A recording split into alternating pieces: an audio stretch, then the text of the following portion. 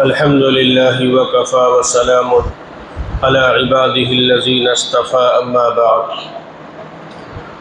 फ़अऊज़ु बिल्लाहि मिनश शैतानिर रजीम बिस्मिल्लाहिर रहमानिर रहीम वमा अर्सलनाका इल्ला रहमतल लिल आलमीन सदक़ल्लाहुल अज़ीम।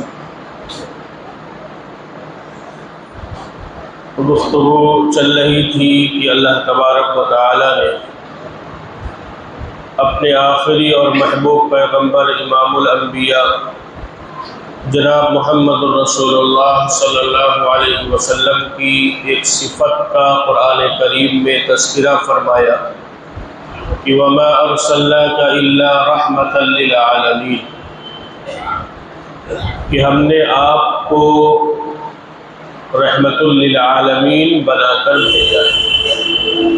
अल्लाह ताला की सिफ़त है रहमान और रहीम, और मोहम्मद सल्लल्लाहु अलैहि वसल्लम की सिफ़त है रहमतुल लिल आलमीन।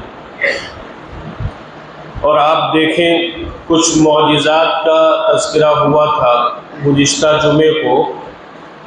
हुज़ूर अलैहिस्सलातु वस्सलाम ने मक्का के इब्तिदाई दौर में, जब मक्का का बड़ा मुश्किल दौर था इस्लाम के इब्तिदाई दौर में, तो आपने ताइफ का सफ़र फरमाया था। इस दौर में अगर ताइफ का सफ़र किया जाए तो वो बहुत लंबी चढ़ाई पर है ताइफ। हालांकि बहुत अच्छी सड़क है और बहुत अच्छा रोड है, लेकिन आप अगर देखें कि 1400 साल पहले, तकरीबन 1500 साल पहले जनाब रसूलुल्लाह सल्लल्लाहु अलैहि वसल्लम कैसे तशरीफ़ ले गए हो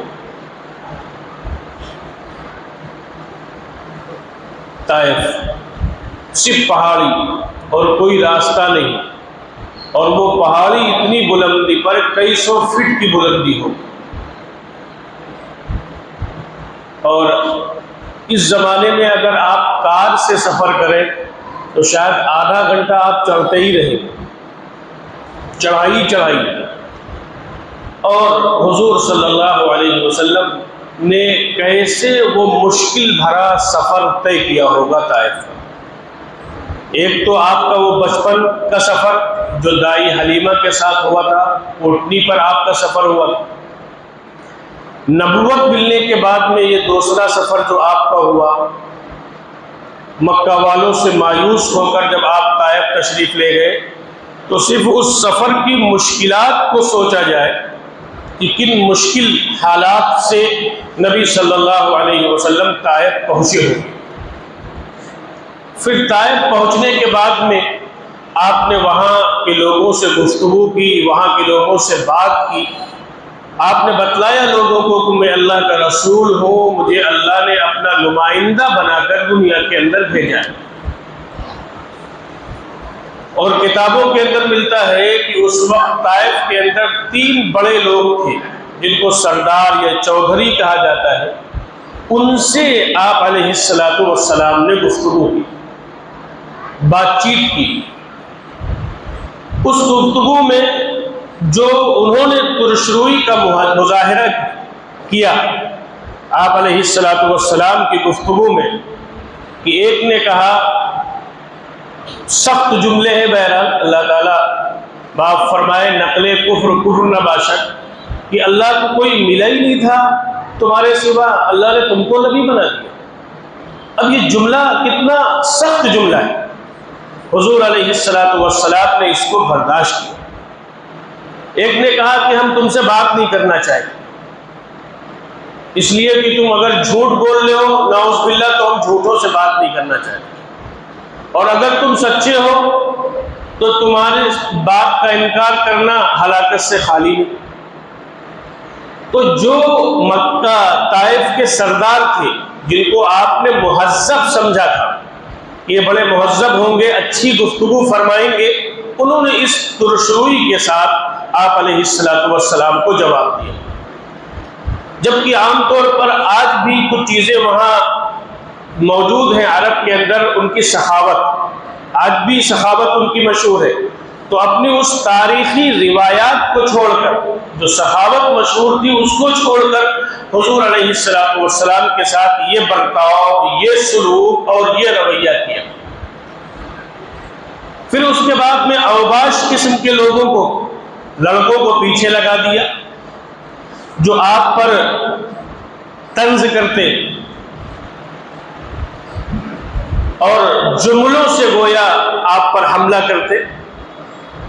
हुजूर अलैहिस्सलातु वस्सलाम आगे आगे चले और उसके बाद में ताइफ के लोग नौजवान पीछे चल रहे, जो आप अलैहिस्सलातु वस्सलाम पत्थर पर पत्थर मार। हुजूर फरमा रहे कि मेरी बात सुन लो, आप फरमा रहे कि मेरी बात सुन लो, ऐसा करो कि सब तरफ से पत्थर न मारो, पीछे के हिस्से से पत्थर मारो, ताकि मैं अपनी जुबान से कुछ कह सकूं, मेरी बात सुन लो।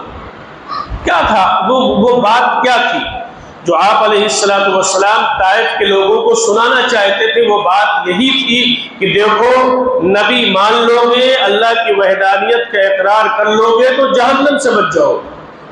हुजूर अलैहिस्सलातु वस्सलाम का मिशन क्या था? आपका मिशन तो यही था कि दुनिया के तमाम बसने वाले इंसान जहन्नम से बच जाएं और दुनिया के तमाम बसने वाले इंसान जन्नत में चले जाएं और दुनिया के तमाम बसने वाले इंसानों को अल्लाह की रजा मिल जाए। यही मकसद था आपकी बिअसत का और यही मकसद था आपके दुनिया में तशरीफ लाने का। आप पर पत्थरों की बारिश हो रही है और आप फरमा रहे हैं कि मुझे अपनी बात कहने दो, तुम मारते रहो लेकिन मेरी बात सुन लो। ये कौन शख्स कह सकता है?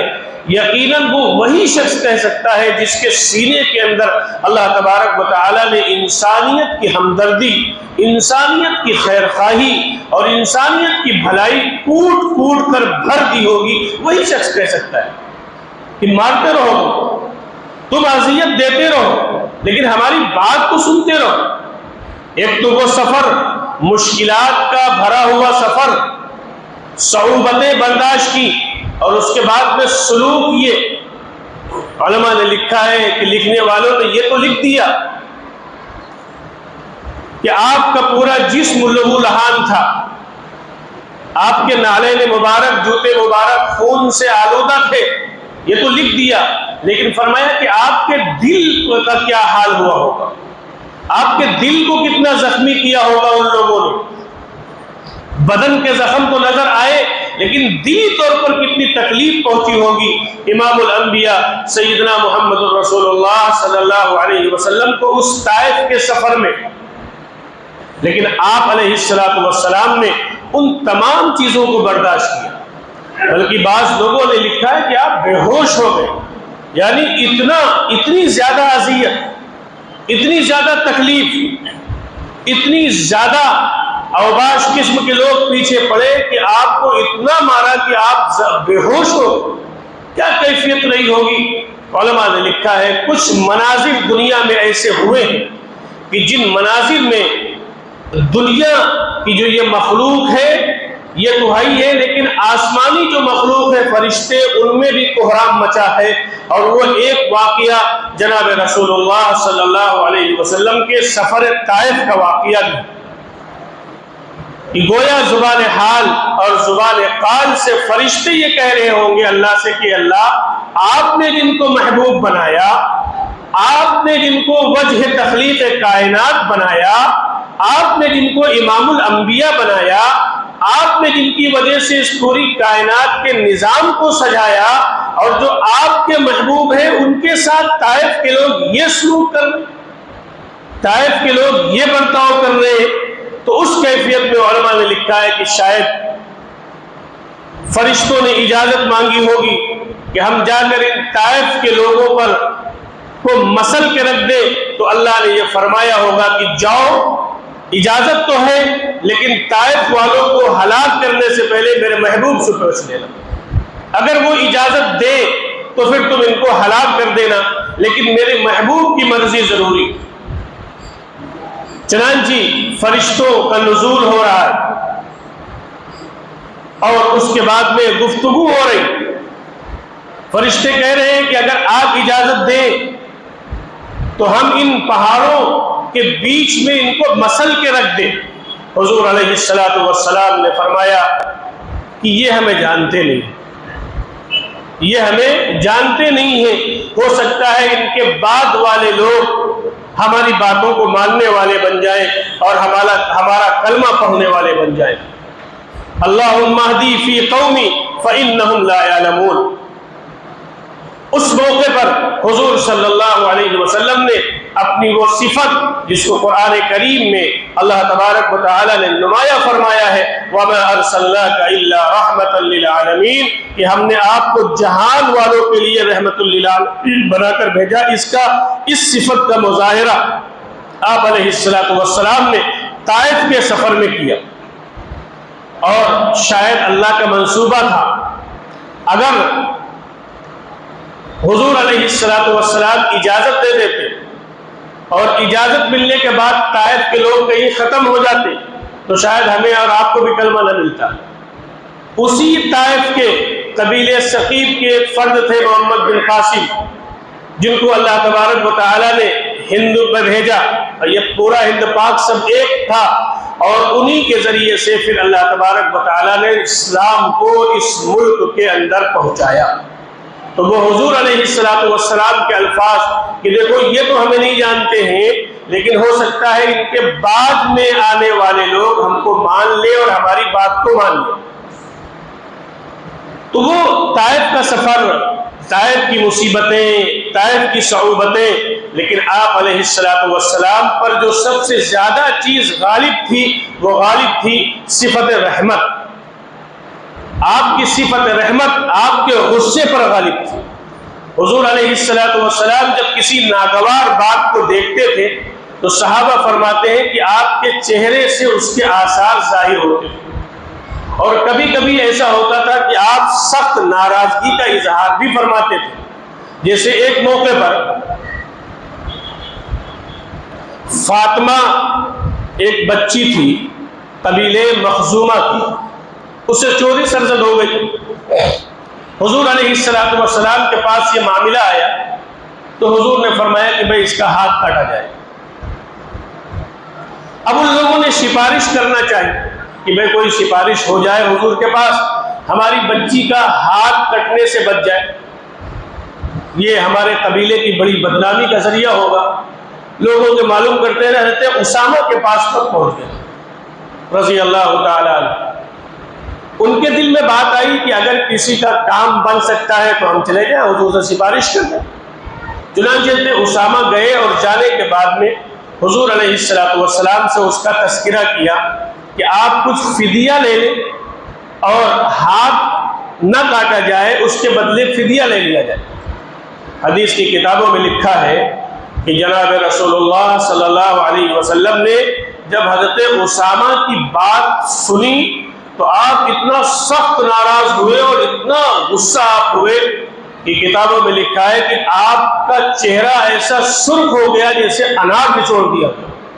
और आपने फरमाया कि उसामा तुम्हारी ये जुर्रत हो गई कि जो अल्लाह ने हुदूद बनाए हैं, जो अल्लाह ने ज़ाब्ते बनाए हैं, उन ज़ाब्ते में तुम सिफारिशी बनकर आए। हज़रत उसामा रज़ी अल्लाह तआला अन्हु ने जब हुजूर अलैहिस्सलातु वस्सलाम की यह गुफ्तगू सुनी तो फरमाया कि मैं आपसे माजरत चाहता हूँ, माफ़ी चाहता हूँ, मुझे नहीं मालूम था। हुजूर ने फरमाया कि जो अल्लाह ने उसूल तय के दिए, वस्सारिकु वस्सारिकतु फक़्तउ अयदियहुमा, ये कुरान का उसूल है और कुरान का फैसला क़यामत तक बदला नहीं जा सकता। तो हुजूर अलैहिस्सलातु वस्सलाम अगर कोई नाराज़गी की बात है तो आप उस पर नाराज भी हुआ करते थे, लेकिन आम तौर पर आप अलैहिस्सलातु वस्सलाम के जो मामलात रहे वो अपनी जात के लिए थे कि आप माफ़ कर दिया करते। जैसे ताइफ वालों को आपने माफ़ कर दिया कि अल्लाह ताला ने मुझे रहमतुल लिल आलमीन बनाकर भेजा है, मैं अजाब वाला नबी नहीं हूँ, मैं तो रहमत वाला नबी हूँ। ऐसे आप सोचे फतेह मक्का का वाक़या, रमज़ान में मक्का फतेह हो रहा है, 17 रमज़ान, हुजूर अलैहिस्सलातु वस्सलाम मक्का मुकर्रमा में फातिहाना शान से दाखिल हो रहे, और उसके बाद में एक सहाबी ने नारा लगा दिया, अल यौम यौमुल मलहमा, आज का दिन तो बदले का दिन है। मलहमा कहते हैं मार काट को अरबी में, तो गोया वो कह रहे थे आज का दिन तो मार काट का दिन है कि आज हमें मक्का वालों पर काबू मिल गया है। हुजूर अलैहिस्सलातु वस्सलाम ने फरमाया किसने ये बात कही, और फिर हुजूर ने फरमाया कि अगर उन्होंने ये बात कही है तो वो झूठ कही है, और मैं कहता हूं अल यौम यौमुल मरहमा, आज का दिन माफी का दिन, आज के दिन अफू व दरगुजर का दिन है। और फिर लोगों ने बतलाया, सहाबा ने हुजूर से कहा कि आका ये वही लोग हैं जिन पर आज आपने काबू पाया है। हजरत बिलाल को तपती हुई रेत पर लिटाया करते थे, रात में लोहे की राडों से हजरत बिलाल को मारा करते थे, जिस्म जख्मी हो जाता था, और उसके बाद में भारी जो है चटान सीने पर रख दिया करते थे और रेतीली जमीन पर लिटाया करते थे। गले में कपड़े का फंदा डाल दिया जाता था और इनको मक्का के लड़के जमीन में घसीटा करते थे। रात में तो ये सलूक होता था कि राडों से लोहे के मारा जा रहा है, और दिन में उन्हीं जख्मों के साथ ये सलूक होता था। और उन्होंने कहा कि अल्लाह के रसूल ये तो वही लोग हैं ना जिन्होंने हज़रत खब्बाब को दहकते हुए अंगारों पर लिटाया था। क्या जुर्म था? सिर्फ जुर्म तो यही था ना बकौल उनके कि उन्होंने मोहम्मदुर रसूलुल्लाह सल्लल्लाहु अलैहि वसल्लम को अल्लाह का नबी और रसूल मान लिया, कुरान को अल्लाह की किताब मानी थी, एक अल्लाह की वहदानियत का इकरार किया था। और उसके बाद में ये सुनो, हजरत सुमैया रजी अल्लाह तआला अन्हा के जिस्म के 2 टुकड़े किए जा रहे, हजरत अम्मार हजरत यासिर को जंजीरों में बांधा जा रहा, और सहाबा के साथ मक्का मुकर्रमा में क्या हालात आए। हुजूर अलैहिस्सलातु वस्सलाम से सहाबा फरमा रहे कि अल्लाह के रसूल इन तमाम मजालिम हमने इनके सहे और इनके तमाम मजालिम हमने बर्दाश्त किए। ये तो वही लोग हैं कि जहां हम पैदा हुए, जहां हम पले और बढ़े, जहां हमारे मकानात थे, जहां हमारा कारोबार था, जहां हमारे बागात थे, इन्होंने हमें यहां से निकलने पर मजबूर कर दिया था, और इतना मजबूर कर दिया था, इतना मजबूर कर दिया था कि हमें अपनी उस सरजमीन को छोड़ना पड़ा। अल्लाह के रसूल ये तो वही लोग हैं ना जिन्होंने हमारा बाइकाट किया था, और पौने 3 साल बाइकाट था। हमारे बच्चे हमारे हाथों में दूध के न मिलने की वजह से, ग़िज़ाओं के न मिलने की वजह से बिलक बिलक के रोते थे और हमारी गोदों में अपनी जान दे देते थे। अल्लाह के रसूल वो तमाम मजालिम हमें इनके याद, शोबे अबी तालिब की वो घाटी, वो मुहासरा, वो बाइकाट पौने 3 साल कि जिसमें माओ की छातियों में ग़िज़ाओं के न मिलने की वजह से दूध खुश्क हो चुका था, जिनके पास ग़िज़ाएं नहीं थी, खाने को कुछ नहीं था। अगर वो मक्का वालों से पास आते कुछ ग़िज़ा मांगने के लिए, गल्ला खरीदने के लिए, तो दौड़ाए जाते, पीटे जाते, मारे जाते। ये कोई मामूली बात नहीं होती है कि बच्चे ग़िज़ा और खाने के न मिलने की वजह से, दूध के न मिलने की वजह से माओ की गोद में जान दे दे और माँ और बाप इसको बर्दाश्त करें। ये किसकी मोहब्बत में हो रहा था? जनाब रसूलुल्लाह सल्लल्लाहु अलैहि वसल्लम की मोहब्बत में, जनाब रसूलुल्लाह सल्लल्लाहु अलैहि वसल्लम के लाए हुए दीन की मोहब्बत में, आपके लाए हुए तरीके की मोहब्बत में कि नहीं हमें अपनी औलादों से ज्यादा हमें नबी महबूब है, हमें अपनी औलादों से ज्यादा नबी का लाया हुआ तरीका महबूब है, हमें अपनी औलादों से ज्यादा नबी अलैहिस्सलातु वस्सलाम की मोहब्बत महबूब है। हम सब कुछ छोड़ सकते हैं, हम सब कुछ कुर्बान कर सकते हैं, हम बड़ी सी बड़ी कुर्बानियां दे सकते हैं, लेकिन नबी सल्लल्लाहु अलैहि वसल्लम से हमारा रिश्ता कट जाए ये हम गवारा नहीं कर सकते, उस रिश्ते को हम नहीं छोड़ सकते।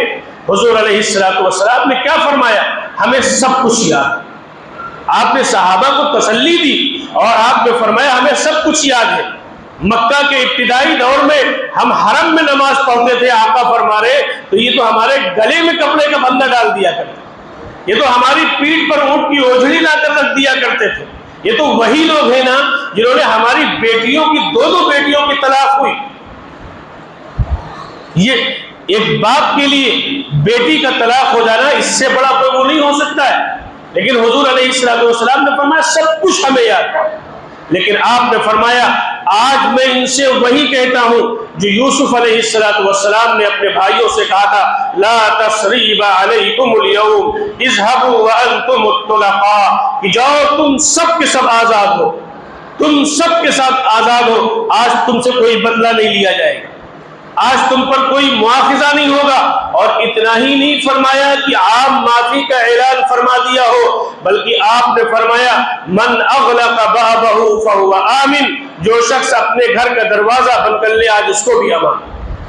मन दखलल मस्जिदल हराम फहुवा आमिन, और जो शख्स मस्जिद हराम में आ जाएगा उसको भी अमान। फरमाया आज सिर्फ उससे मुकाबला किया जाएगा जो मुकाबले के लिए आएगा, और जो मुकाबले के लिए नहीं आएगा उसके लिए आम माफी का ऐलान। क्यों? कुरान करीम में अल्लाह तबारक व तआला ने आपकी सिफत बयान फरमाई थी, वमा अर्सलनाका इल्ला रहमतल लिल आलमीन, कि नबी हमने आपको रहमतुल लिल आलमीन बनाकर भेजा है। ताइफ का सफर, ताइफ के लोगों को माफ करना, फिर मक्का मुकर्रमा के लोगों को माफ करना। आप देखो मक्का के लोगों की इब्तिदाई दौर देखो कि हुजूर के ऊपर कुरान नाजिल हो रहा है, मक्का के लोग देखें, लेकिन क्या हुजूर पर ईमान लाए? नहीं लाए। मुअजिज़ात देख रहे कि नबी के हाथों में पत्थर है, वो कलमा पढ़ रहे, क्या ईमान को कबूल किया? नहीं कबूल किया। चांद के 2 टुकड़े किए, हुजूर अलैहिस्सलाम ने उंगली के इशारे से मक्का के लोगों ने देखा, क्या ईमान को कबूल किया? नहीं कबूल किया।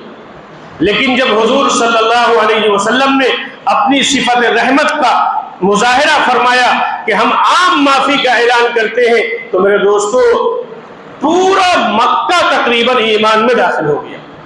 ये इतनी बड़ी सिफत है, सिफत रहमत, जिसको हुजूर सल्लल्लाहु अलैहि वसल्लम ने जब उस सिफत रहमत का मुजाहिरा किया तो पूरा मक्का तकरीबन ईमान में दाखिल हो गया। चांद के 2 टुकड़े हुए, ईमान को कबूल नहीं किया, और बहुत से मौजिज़ात देखे, ईमान को कबूल नहीं किया। लेकिन जब अपनी उस सिफत को, जिसको अल्लाह ताला ने कुरान करीम में नुमाया फरमाया है, जब उस सिफत का मुजाहिरा किया तो क्या हुआ?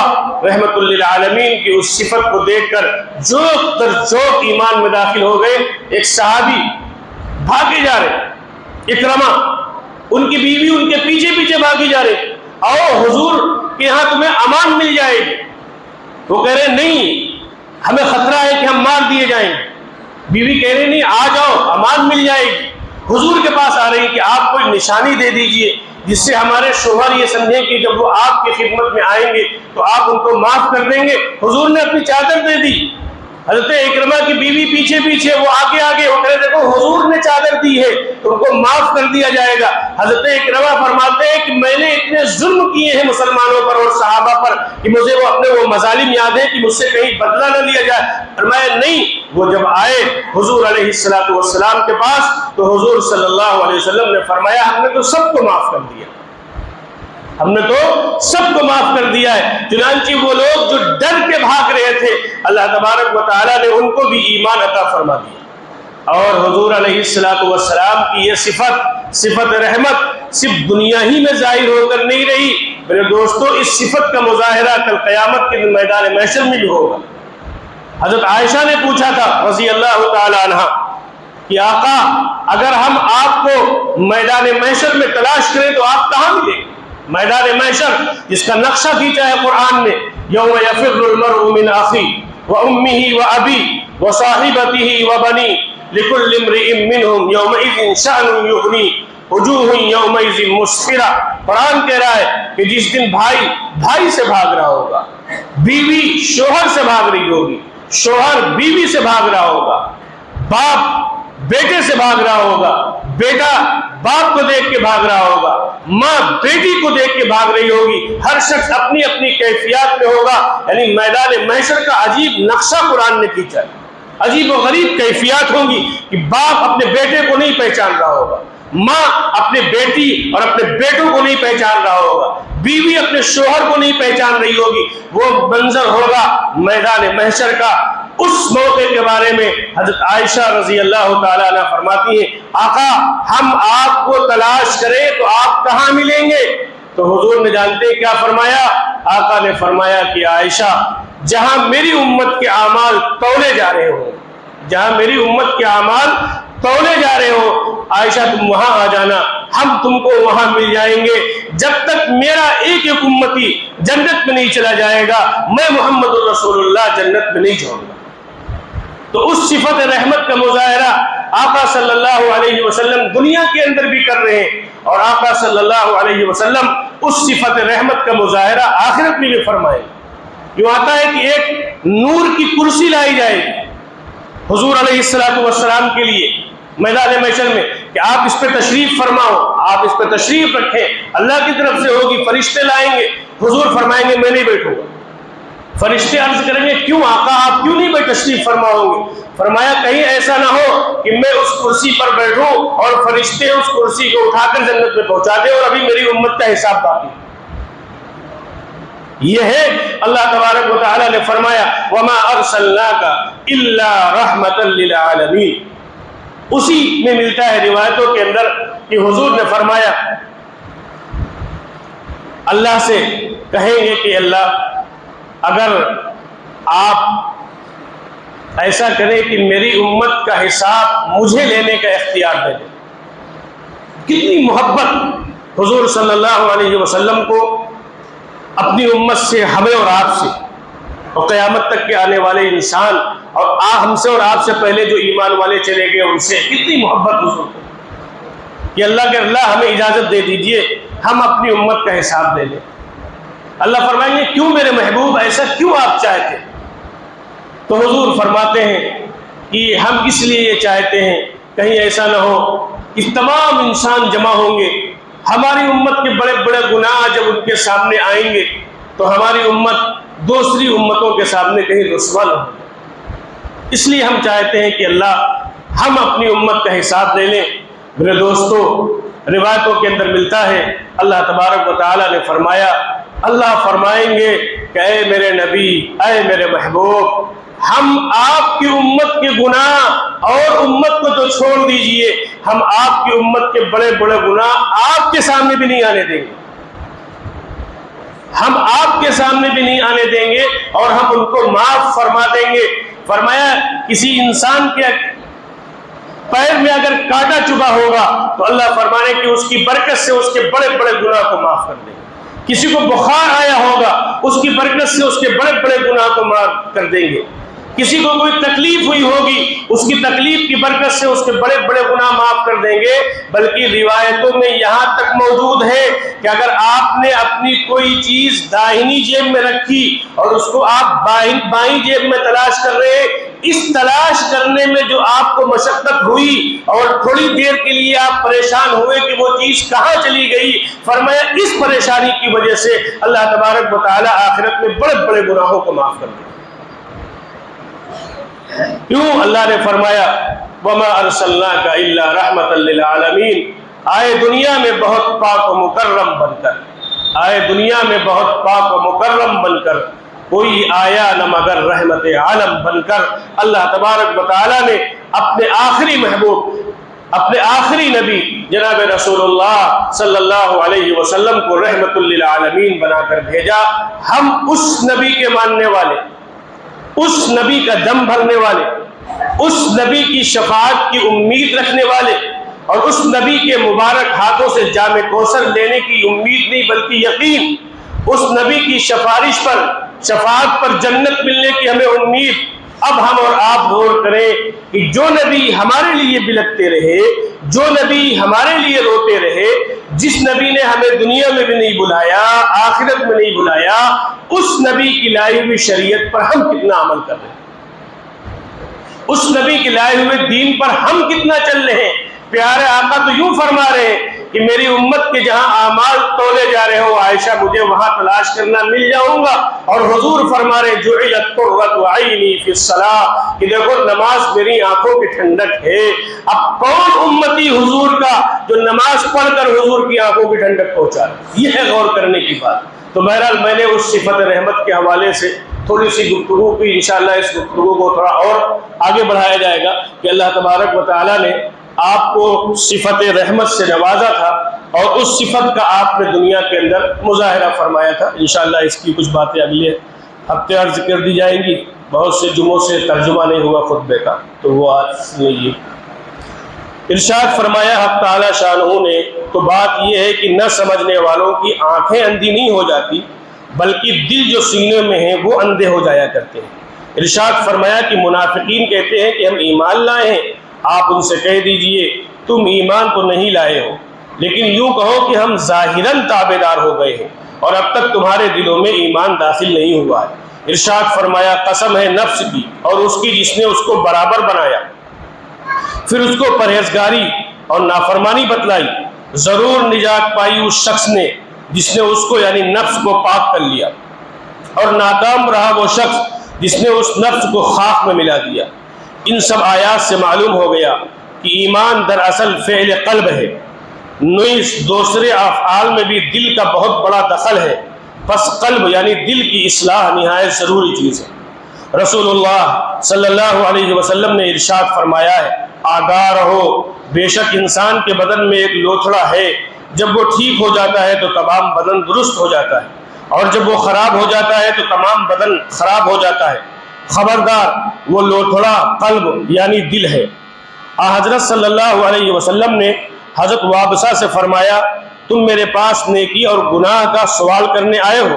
उन्होंने अर्ज़ किया, जी हाँ। रावी ने कहा, बस हुजूर ने अपनी उंगलियों को जमा किया और उनको वाबसा के सीने पर मारा और इरशाद फरमाया, फतवा ले अपने नफ्स से, फतवा ले अपने दिल से। ये बात 3 बार फरमाया और उसके बाद इरशाद फरमाया, नेकी वो है जिस पर नफ्स को इत्मीनान हो जाए और दिल को भी इत्मीनान हो जाए, और गुनाह वो है जो खटके नफ्स में और खटके सीने में। रसूलुल्लाह सल्लल्लाहु अलैहि वसल्लम ने इरशाद फरमाया, आमाल नियतों के साथ है। हज़रत सल्लल्लाहु अलैहि वसल्लम ने इरशाद फरमाया है, इंसान होता है नमाजियों से और रोज़ेदारों से और ज़कात देने वालों से और हज उम्रा करने वालों से, यहाँ तक कि आपने सब नेकियों का जिक्र फरमाया। फिर इरशाद फरमाया, क़यामत के दिन जज़ा न दी जाएगी उसको मगर उसने अक्ल के मुवाफिक, क्योंकि अक्ल से मारिफत हासिल होती है जिससे इखलास होता है। इरशाद फरमाया, हज़रत सल्लल्लाहु अलैहि वसल्लम ने, आसमान वाले फरिश्ते कहते हैं रूह पाक है, जबकि उनके पास आदमी की रूह जाती है, और जब बुरे आदमी की रूह जाती है तो कहते हैं फरिश्ते की ये खबीस रूह है। इरशाद फरमाया है, मलकुल मौत ने नज़ा के वक्त मुसलमान से कहता है, ए नफ्स मुतमइन्ना, और काफिर से कहता है, ए नफ्स खबीसा। आयत मुबारका में हक़ तआला ने इरशाद फरमाया, बेशक उसमें उस शख्स के लिए बड़ी इबरत है जिसके पास फ़हम हो, दिल हो, या वो कम अज़ कम दिल से मुतवज्जे होकर बात कान लगाकर सुनता हो। अल्लाह ताला हमें इन सब बातों पर अमल की तौफीक अता फरमाए।